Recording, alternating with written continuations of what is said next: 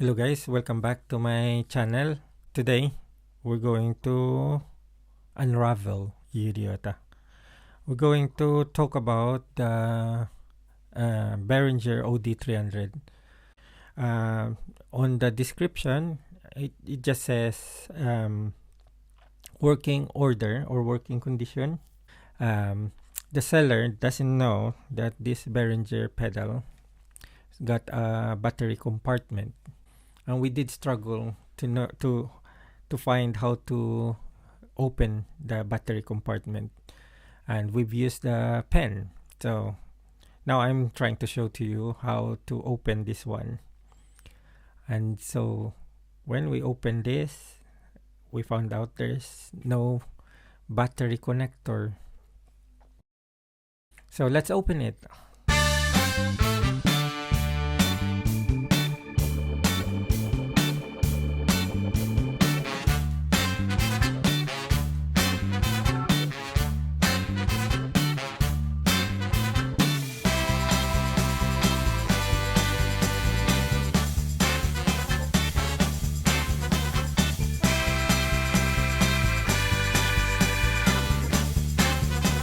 So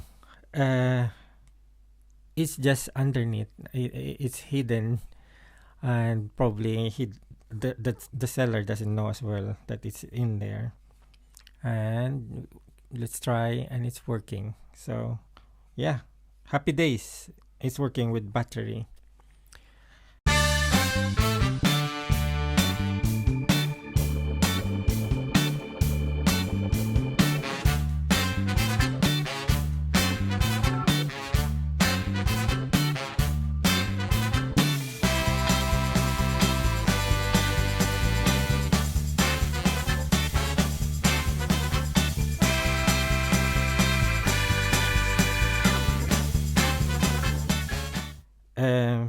The other thing that's a bit worrying with this, so I need to be careful when stepping on it, that once I step on it, it will activate the pedal. Sometimes it's a hit or miss. But I think the more I use this, it will fix itself. I'm that positive. Hey guys, comparison video ng gitara tong gamiton. So direct.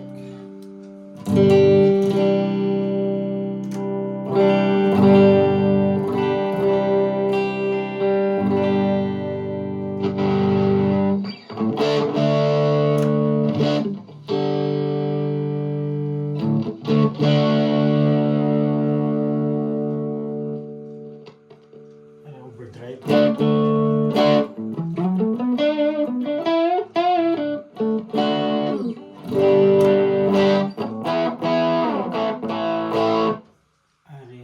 Turbo clock. Puting drive.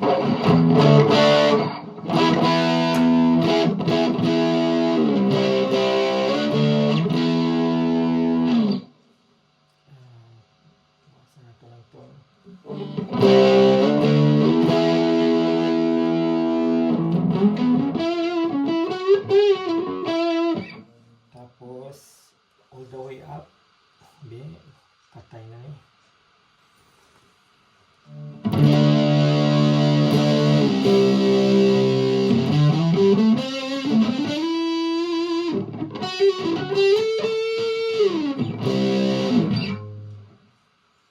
Okay, swap ta gitara.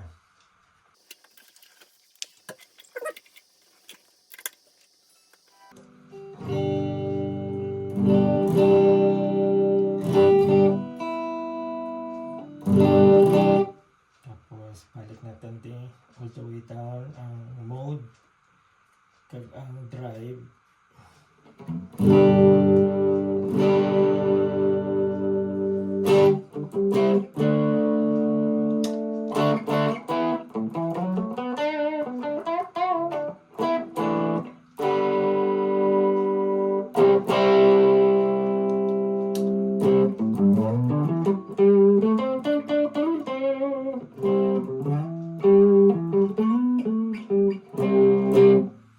Tapos turbo clock.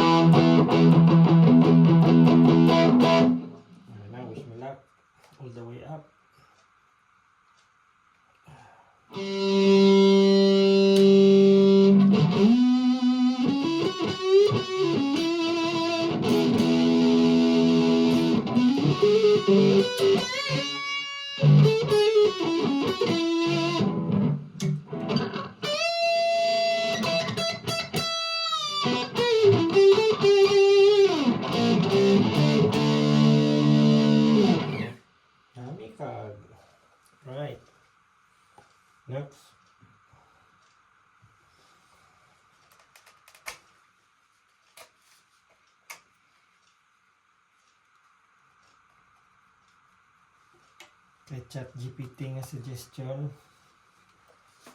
Zoom G14 ibutang sa first. So guitar going to Zoom G14, tapos Zoom G14 going to Behringer OD 300, tapos OD 300 going to Vox MB50 AC. Ang patch naton atong drop tune naka A flat.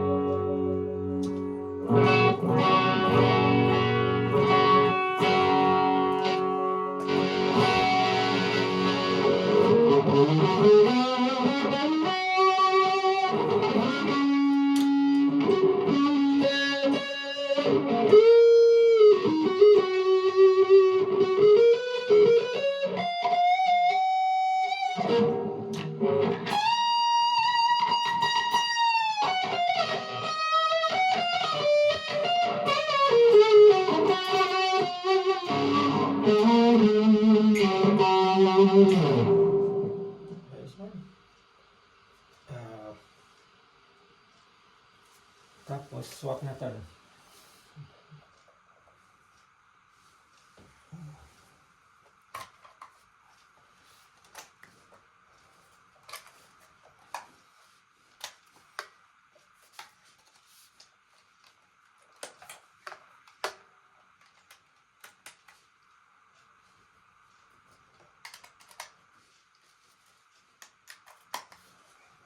So kung ako ining boost mauna, tapos ang multi-effects ko pangatlo sa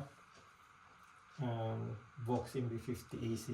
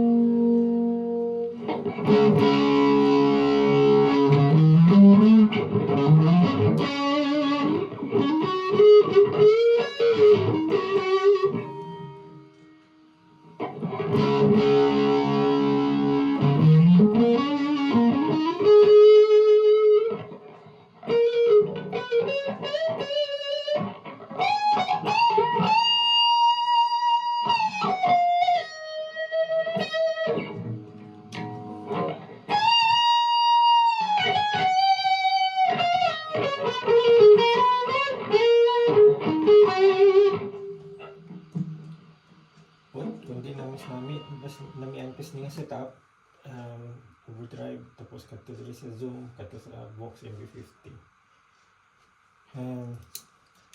Last na lang, swap pagita-gitara.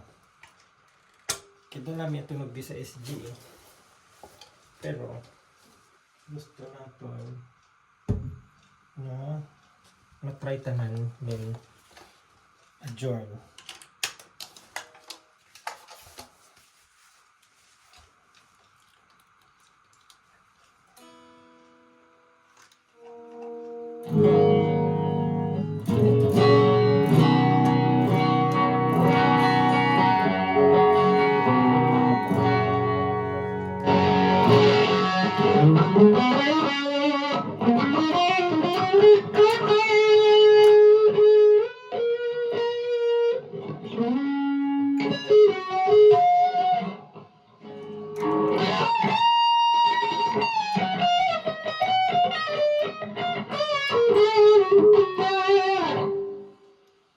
Basta ito namin siya ni.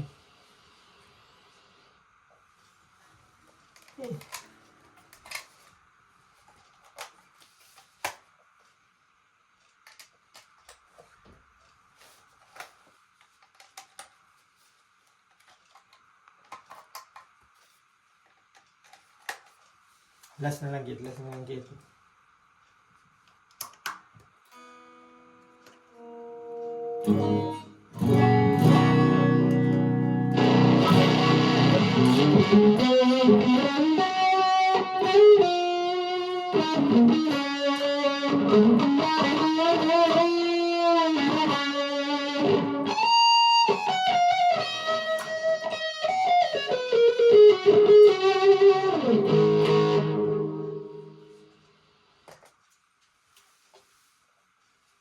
Okay, verdict. I think guys, mas nami nga dring boost tapos ang zoom ang sa tunga. Kay ChatGPT kay naka-drop tune ni. Ang drop tune nga signal mas nami ko nga mauna bago ang boost tapos boost nga to diri. Pero na-prove ta subong mas manami nga ang atong boost or yung overdrive ari diri na una. Okay? That's it, pansit.